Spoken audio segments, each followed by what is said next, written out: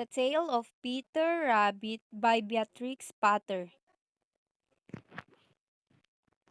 Once upon a time, there were four little rabbits, and their names were Flopsy, Mopsy, Cottontail, and Peter. They lived with their mother in a sandbank underneath the root of a very big fir tree.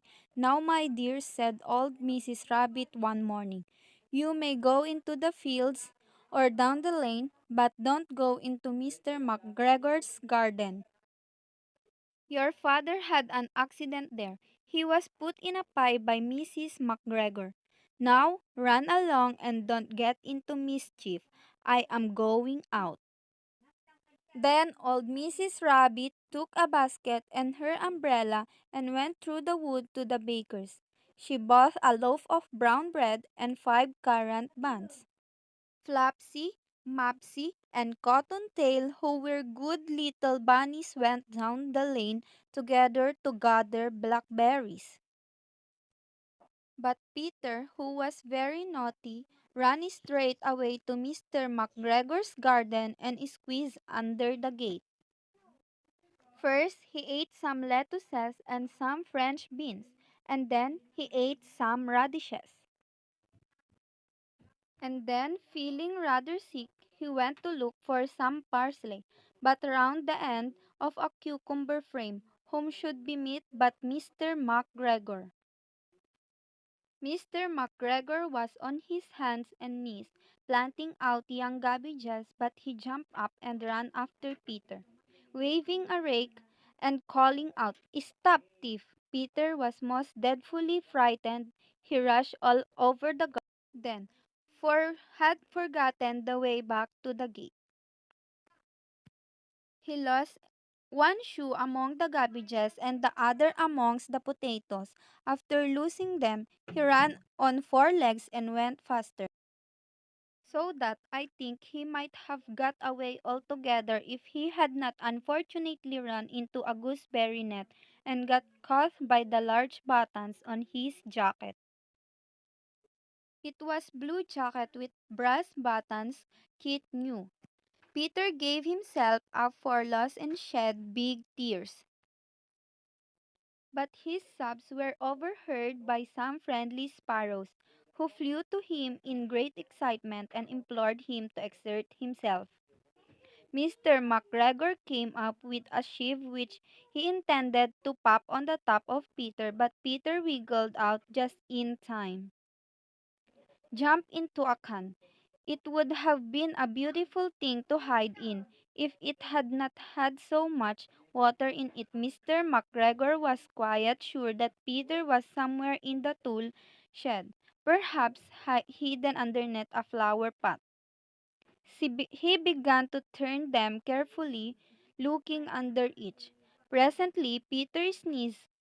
Tch! Mr. McGregor was after him in no time and tried to put his foot upon Peter, who jumped out a window, upsetting 3 plants. Peter sat down to rest. He was out of breath and trembling with fright, and he had not the least idea which way to go. Also, he was very damp with sitting in that can. After a time, he began to wander about, going lippity-lippity, not very fast, and looking all around.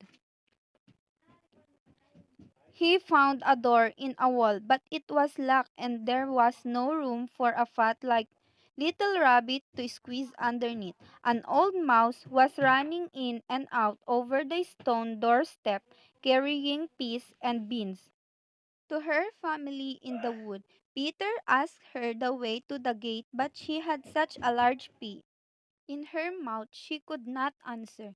She only shook her head at him. Peter began to cry.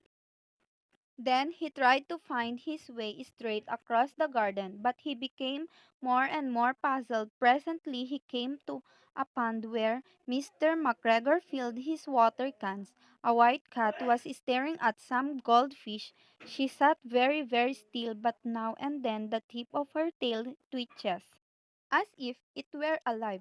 Peter thought it best to go away without speaking to her. He had heard about cats from his cousin. little Benjamin Bunny.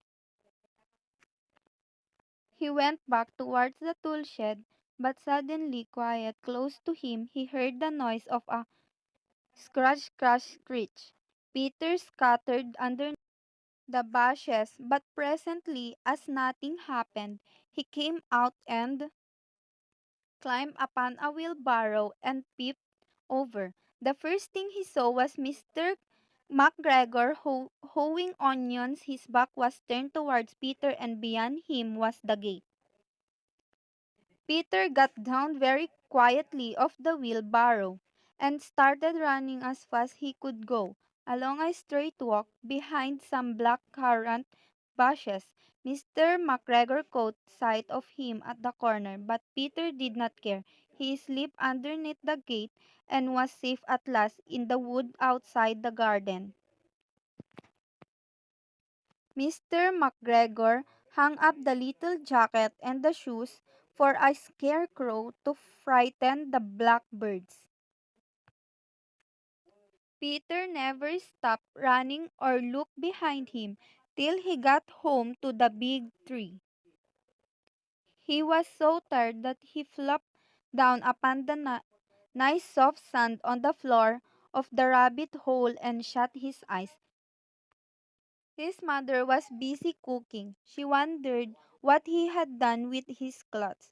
It was the second little jacket and pair of shoes that Peter had lost in a fortnight. I am sorry to say that Peter was not very well during the evening. His mother put him to bed and made some chamomile tea, and she gave a dose of it to Peter. One teaspoonful to be taken at bedtime, but Flopsy, Mopsy, and Cottontail had bread and milk and blackberries for supper.